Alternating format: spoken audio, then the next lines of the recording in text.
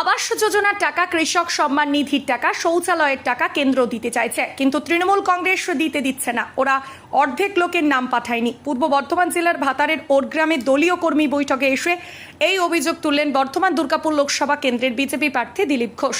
এদিন ওরগ্রামে প্রাথমিক স্কুলের মাঠে বিজেপির বুথভিত্তিক কর্মী বৈঠক হয়। এই কর্মী বৈঠকে দিলীপ ঘোষ আগাগোড়া রাজ্যের শাসক দল তৃণমূল কংগ্রেসকে নিশানা করেন।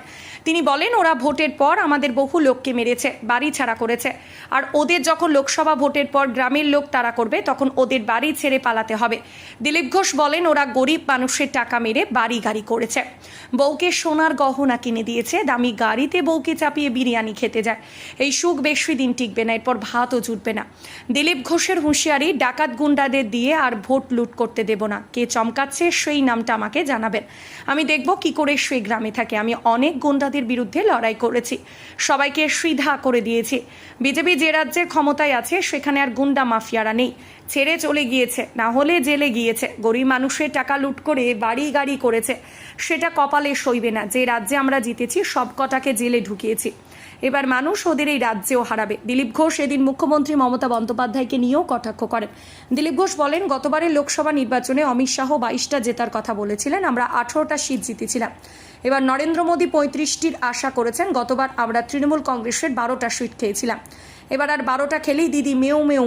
পরিতোষীলের রিপোর্ট, সোজা কথা নিউজ, পূর্ব বর্ধমান। আর চাষি যাতে ঠিক সময় চাষ করে, আপনি সরকারকে ধান দেবেন, 3 মাস পরে চেক আসবে, তো আপনি আবার বীজ সার কি করে কিনবেন? মোদীজি বলছেন এই চালাকি যে রাজ্য সরকার করছে তাতে ক্ষতি হচ্ছে চাষি, তাকে আমরা টাকা দিয়ে রাখবো ব্যাংকে, যখন দরকার সার কিনবে, বীজ কিনবে, জল কিনবে, চাষ শুরু করে দেবে, ওই টাকা যখন আসবে আসবে।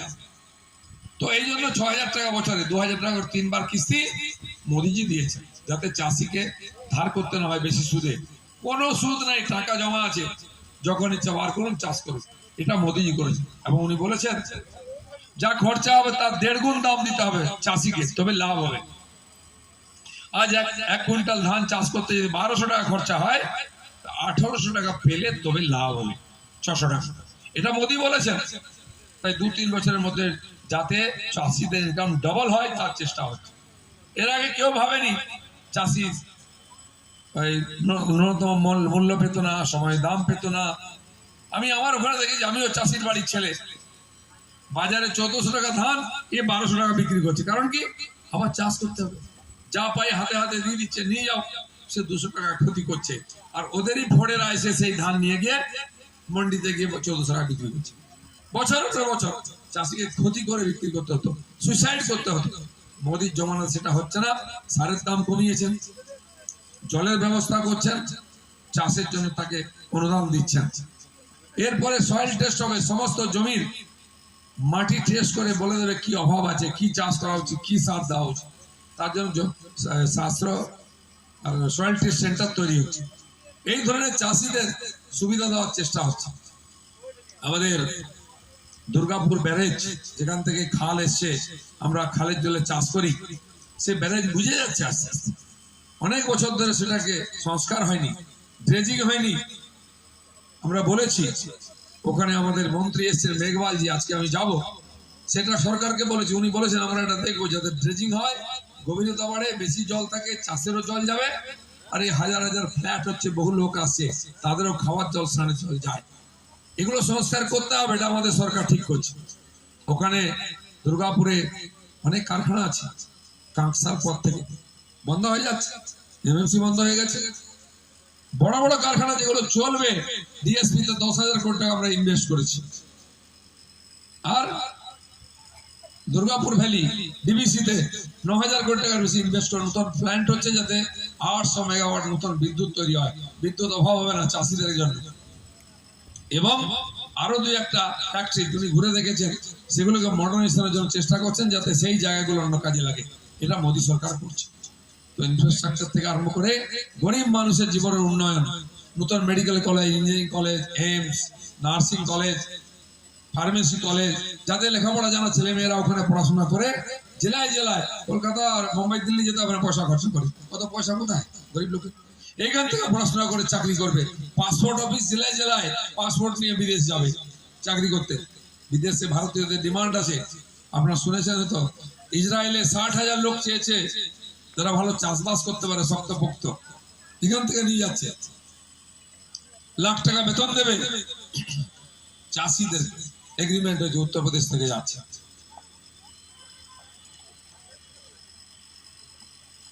মোদি আসার পরে অন্য দেশের সঙ্গে বন্ধুত্ব হয়েছে, গরিব লোকের কথা ভেবেছে।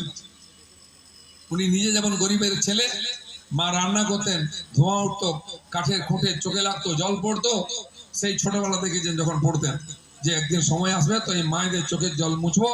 আজকে কোটি কোটি মায়েদেরকে গ্যাসের কানেকশন দিয়েছে। শুধু তাই নয়, যখন এই কোভিড এলো, মহামারী করোনা, তখন সবাই চিন্তায় পড়ে গেল কি খাবো, কোথায় যাব, কাজ নেই, কর্ম নেই, কারখানা বন্ধ, গাড়ি ঘোড়া বন্ধ, বিজনেস বন্ধ, 100 জনের কাজও বন্ধ। সবাই চিন্তা, বিশেষ করে গ্রামের সাধারণ মানুষ যারা রোজ খেটে খায়, কি খাবে। মোদীজি বললেন একদম চিন্তা করবেন না, বাড়ি থেকে বেরোবেন না, কারণ এমন অসুখ এসছে, দেখা যায় না ভাইরাস ঘুরে বেড়াচ্ছে, ধরলে তার চিকিৎসা নেই, ওষুধ নেই, ফটফট করে লোক মরে যাচ্ছে, যেমন মুরগি মারা যায়, এই সময় রোগ ধরলে মানুষ মারা যাচ্ছিল, কেউ জল খাওয়াচ্ছে না ভয়ে। যে নার্সের চাকরি করে 2 মাস 3 মাস হসপিটাল আছে, বাড়ি আসছে না, 4 মাস 6 মাসের বাচ্চা, মায়ের দুধ খেতে পারছে না, কাঁদছে, কিন্তু আসছে না, সেবা করছে, মা বাচ্চাকে ছুতে পারছে না, যদি সংক্রমণ হয় কি কষ্ট, কি কষ্ট। চোখের জল, বাবা নিয়ে গেছে বাচ্চাকে, মাকে দেখতে পাচ্ছে বাচ্চা, মা করে নিতে পারছে না, তার চোখে জল, এর চোখে জল, কি কষ্ট গেছে, কিন্তু তারা সেবা করেছেন বলে মানুষ বেঁচেছে। 550 ডাক্তার মারা গেছেন সারা দেশে, নার্স, স্বাস্থ্যকর্মী, পুলিশ, ট্রান্সপোর্টের লোক, কত লোক মারা গেছে, আমাদের জন্য সেবা করেছেন। তাদের বাঁচাবার জন্য ভারতবর্ষ প্রথমবার ভ্যাকসিন তৈরি করেছে, 2টো ভ্যাকসিন তৈরি করেছে। আমাদের 140 কোটি লোককে দিয়ে দুনিয়ার 100টা দেশ আমরা ভ্যাকসিন দিয়েছে। আজকে তারা ভারত ভারত বলছে, মোদি মোদি বলছে, কেন? ভগবান ভরসায় বেঁচেছে, ওষুধ নেই, পত্র নেই, গরিব লোক, তখন মোদিজি তাকে দিয়েছেন। তারপরে মোদিজি দিয়েছেন 2 মাস পরে, আগে মানুষকে বাঁচিয়েছেন। আর তখন বাড়ি বাড়িতে চাল ডাল ফ্রিতে, 4 বছর ধরে দেশের 80 কোটি লোক ফ্রিতে চাল খাচ্ছে, ডালও আসছে, প্রতি ব্যক্তি প্রতি মাস 1 কিলো, কেউ পায়নি, পেয়েছেন কেউ? সে কোথায় গেছে বলুন? জ্যোতিপ্রিয়কে জিজ্ঞেস করুন, জেলের ভাত খাচ্ছে। গরিবের ডাল হাজার হাজার কোটি টাকা ছেড়ে দিয়েছে, মোদি বলেছেন যে খাবে তাকে জেলের ভাত খেতে হবে, আজ খাচ্ছে। সারা দেশে লোকে পেলো চাল ডাল বা গম ডাল, বাংলার লোক পেলো না, বলছে মসুর ডাল দেবো, তারপর মুগ ডাল দেবো, বলছে অড়হর ডাল দেবো, কিছুই দিল না, খেললো তা জেলের ভাত খাও। চুরি করলে কেউ বাঁচবে না, চাকরি চুরি করেছে যারা, পয়সা দিয়ে চাকরি পেয়েছে, চাকরি গেছে, সে টাকা যারা নিয়েছে তাদের কোমরে দড়ি পড়বে, এবারে সেদিন আসে, কেউ ছাড় পাবে না। মহিলাদের 500 টাকা দেওয়া হচ্ছে, খুব ভালো কথা, গরিবদের কাজে লাগবে। 500 টাকায় কি হয়? মোদিজি তো লাখ লাখ টাকা দিয়ে বাড়ি ঘর করে দিচ্ছেন, দিদি 500 টাকা দিয়ে ভোট কিনে নিচ্ছেন, আবার বলছেন 1000 টাকা দেবো, দেখবেন ভোটের পরে বলছে টাকা নেই, আর দেবো না, এরকম বলতে পারেন। আর সেই 500 টাকা দিয়ে মহিলাদের সঙ্গে কি ব্যবহার করেছেন? সন্দেশখালী দেখুন, রাত্রে বেলা পিঠে বানিয়ে দিয়ে আসতে হবে অফিসে গিয়ে, মহিলাদেরকে নিয়ে গিয়ে ফুর্তি ফার্তা হতো। সহ্যের সীমা পার হয়েছে, মহিলারা ঝাড়ু নিয়ে, চটি নিয়ে, চপ্পল নিয়ে রাস্তায় বেরিয়েছেন, টিএমসি নেতাদের বাড়ি থেকে কলার ধরে টেনে জুতিয়েছে। আজ মহিলারা বেরিয়ে এসছেন, তাদের সঙ্গে যে ব্যবহার হয়েছে তারা শোধবোধ করছেন, এখানকার মহিলারাও আজকে ঝাড়ু ধরতে